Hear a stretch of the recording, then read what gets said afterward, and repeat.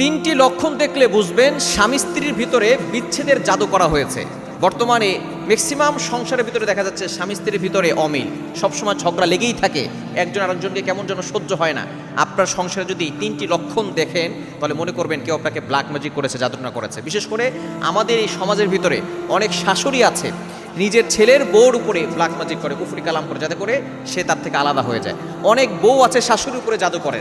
আবার অনেকে দেখা যাচ্ছে যে কোনো ছেলেকে ভালো লাগে তার বউর থেকে আলাদা করার জন্য দেখা যাচ্ছে ব্ল্যাক ম্যাজিক করে, কুফরি কালাম করে। এটা বর্তমানে অনেক জায়গায় ছড়িয়ে পড়েছে এবং অনেকরা বুঝেই না যে কেন আমাদের সংসারে অশান্তি, কোনো কিছুতেই ভালো লাগছে না, সংসার করতে ইচ্ছা করছে না। এটা হচ্ছে ব্ল্যাক ম্যাজিকের লক্ষণ। কি কি লক্ষণ? নাম্বার 1, 1 নাম্বার হচ্ছে একজন আরেকজনকে সহ্য করতে পারে না, স্বামী স্ত্রীকে দেখতে পারে না, স্ত্রী স্বামীকে দেখতে পারে না, ছোটখাটো বিষয় নিয়ে অনেক বড় ঝগড়া হয়ে যায়।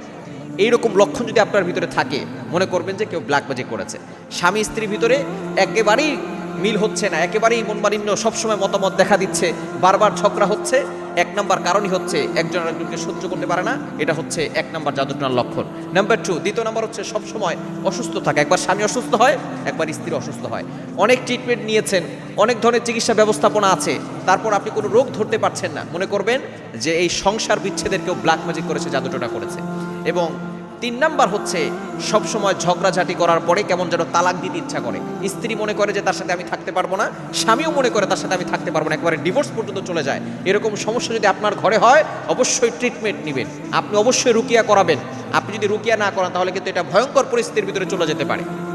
আপনি 5 ওয়াক্ত নামাজ মাস্ট বি পড়বেন, নামাজের পরে শরীরটা বন্ধ রাখবেন। 2 জন, স্বামী এবং স্ত্রী 2 জন 5 ওয়াক্ত নামাজের পরে শরীর বন্ধ রাখবেন। শরীর বন্ধ কিভাবে করতে হয়? আয়াতুল কুরসি আর 4 কুল, সূরা কাফিরুন, ইখলাস, ফালাক, নাস, এগুলো করে বুকে ফু দিবেন, হাতে ফু দিয়ে পুরো শরীরে হাত বুলিয়ে দিবেন।